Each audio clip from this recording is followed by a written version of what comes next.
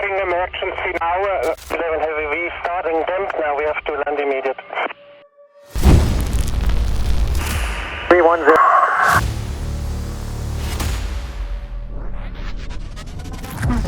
On September the 2nd, 1998, in the dead of night, high over the Atlantic, smoke begins to fill the cockpit of a Swissair MD-11. A fire has ignited, and the pilots fight to steer the plane back to the nearest airport. Behind them, 229 lives are at risk. The pilots frantically race through the emergency checklists as the cockpit conditions worsen. Above them, the fire spreads, threatening vital aircraft systems. The first officer's instruments go black, forcing him to squint through the smoke at his dim backup gauges.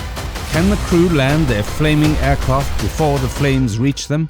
Let's find out. This is the haunting story of Swissair Flight 111. On the night of September the 2nd, 1998, 215 passengers and 14 crew boarded Swissair Flight 111 at JFK Airport, heading to Geneva on a 7-hour journey. They had no idea that their flight would soon be linked to one of the most terrifying events in aviation history. At the time, Flight 111 was known as the United Nations Shuttle, regularly carrying UN officials between New York and Geneva. On this particular flight, the aircraft was also transporting valuable cargo, including a Picasso painting, 2 kilograms of diamonds, and 50 kilograms of currency headed for a Swiss bank.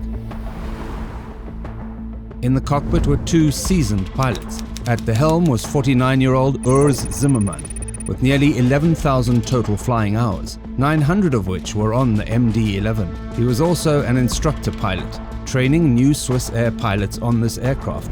Behind him sat 36-year-old Stefan Lerf, with just under 5,000 flying hours, over 200 of which were on the MD-11.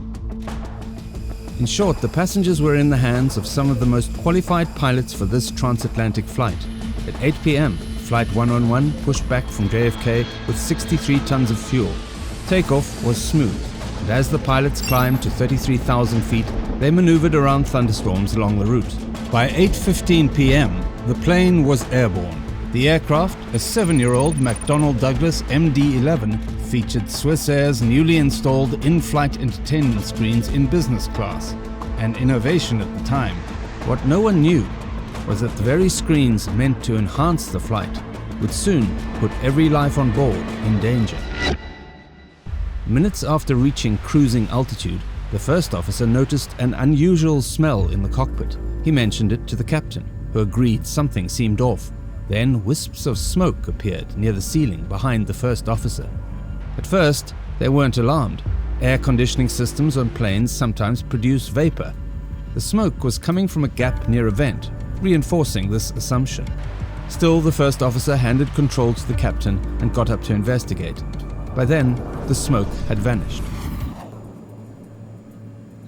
To be sure, the captain called a flight attendant to check for any odd smells or smoke in the cabin, but she noticed something. "Captain, air conditioning, is it?" First officer: "Yes." Unknown to them, a fire had already ignited above their heads. Faulty wiring from the in-flight entertainment system was sparking, setting insulation material smoldering. The pilots, still uneasy, checked the aircraft's air system display, which showed ventilation and air conditioning status. Everything appeared normal. Relieved, they assumed it was a harmless anomaly. But from this point forward, the situation would unravel. Fast. Seconds after receiving updated weather information, the smoke returned. This was the turning point. The pilots couldn't risk flying over the ocean with an unknown fire hazard. They immediately discussed diversion options. Looking at the worsening smoke, the captain said, "That's not doing well at all up there." He then declared a pan, signaling an urgent, but not yet dire, emergency. Swissair 111 Heavy is declaring pan. We have smoke in the cockpit. Request immediate return towards convenient place, I guess, off. Swissair 111, roger. Turn right, proceed. You say to Boston you want to go? I guess Boston we need first the weather, so we start a right turn now, Swissair 111 Heavy. Swissair 111, roger. And descent to flight level 310, is that okay? 310.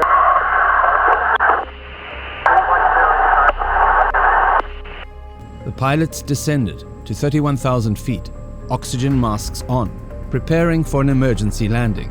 Boston was 300 nautical miles away, too far if the fire spread. Then ATC suggested Halifax. Swissair 111 Center. Swissair 111, have a go ahead. Would you prefer to go into Halifax?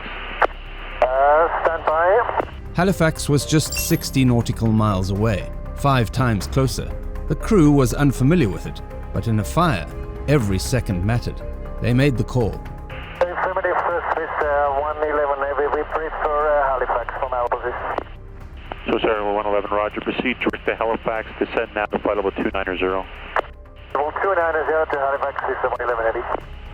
The first officer put the plane into a steep descent, losing 4,000 feet per minute. He increased the autopilot speed from 295 to 310 knots, but the aircraft kept accelerating. Now a critical choice: go too fast and risk structural failure. Go too slow and risk being consumed by fire. In the passenger cabin, everything seemed normal. No smoke, no fire. To them, the diversion to Halifax was just a minor inconvenience. They had no idea their lives were in danger. With the captain focused on emergency checklists and airport charts, he handed both flying and radio duties to the first officer. The flight was transferred to a new controller. Mountain Center, good evening. Swissair 111 Heavy, flight level 254, descending flight level 250, on course Halifax. We are flying at the time on track 050. Sir 111, good evening. Descend to 3,000. The altimeter is 2979. Roger, at the time we descend to 8,000 feet. We are anytime clear to 3,000. I keep you advised. Okay, can I vector you to set up for runway 06 at Halifax? Yes, vectors for 6 will be fine. Swissair 111 Heavy. Swissair 111, roger, turn left heading of 030. Left heading 030 for the Swissair 111. But there was another problem. Having just taken off from New York, the aircraft was loaded with fuel. Landing at this weight could cause them to overshoot the runway. The pilots discussed dumping fuel over the ocean while staying close to Halifax in case things worsened. Now the captain faced another critical choice: land immediately, risking an overrun, or dump fuel but lose precious time if the fire spread. With no smoke in the cabin and only light smoke in the cockpit, he hesitated. The situation seemed under control, but that wouldn't last long.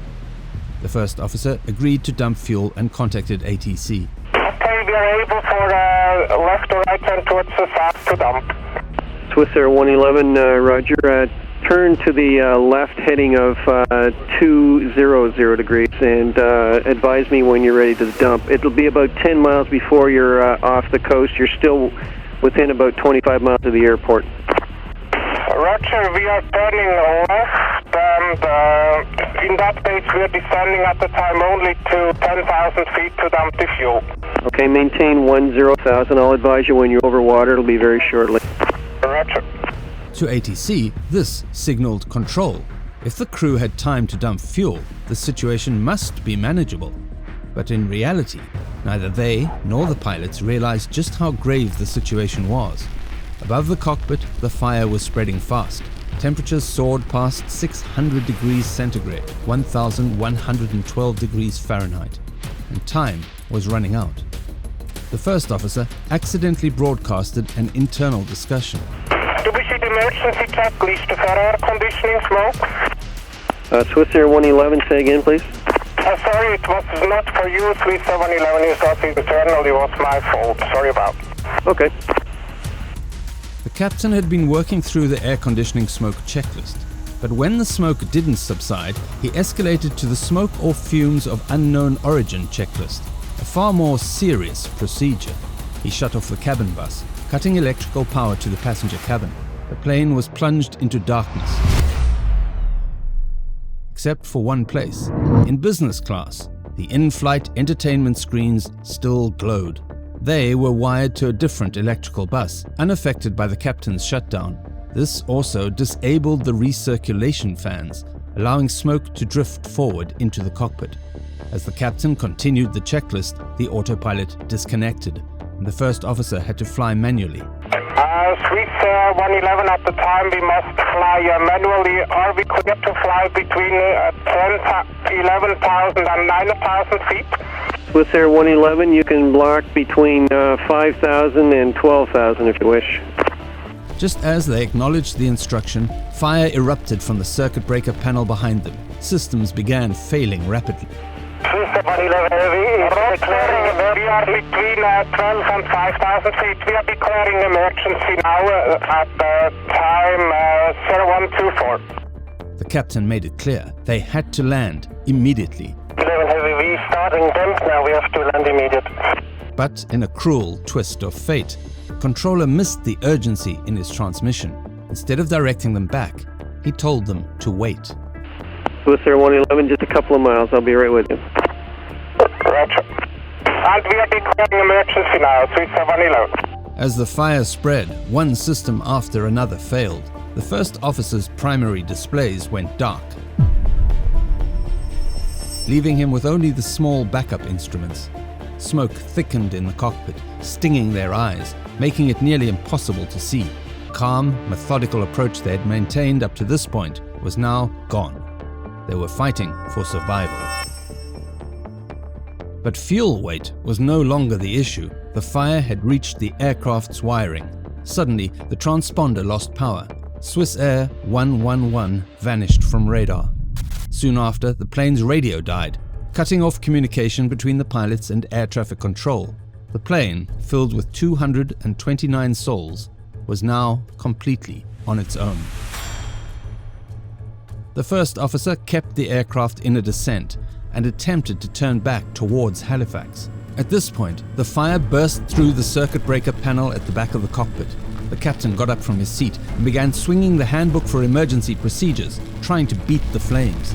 In the thick smoke, the first officer struggled greatly to see the tiny standby instruments. He switched the source of electrical power to the instruments, but it was no good. The power supply didn't last long enough for the screens to fully come to life. As more systems became affected by the fire, the cockpit was filled with alarm bells, some real and some erroneous. Conditions in the cockpit were now hellish. The air was thick with the acrid scent of burning insulation, stinging the pilot's eyes and throat, as the fire was raging so hot that molten aluminium had begun dripping from the ceiling onto the observer's seat. The first officer kept the plane right-hand descending turn, but there just wasn't enough time. At 10:30 that night, Flight 111 plowed into the Atlantic Ocean. The crash of Swissair Flight 111 sparked a year-long investigation by Canada's Transportation Safety Board. They discovered that a short-circuited wire powering the in-flight entertainment system ignited a fire that spread uncontrollably. The crew's response was delayed, partly due to emergency checklists that didn't prioritize landing in the event of a fire. Even if the crew had started descending immediately, they wouldn't have had enough time to reach Halifax. This tragedy led to major changes in aviation safety.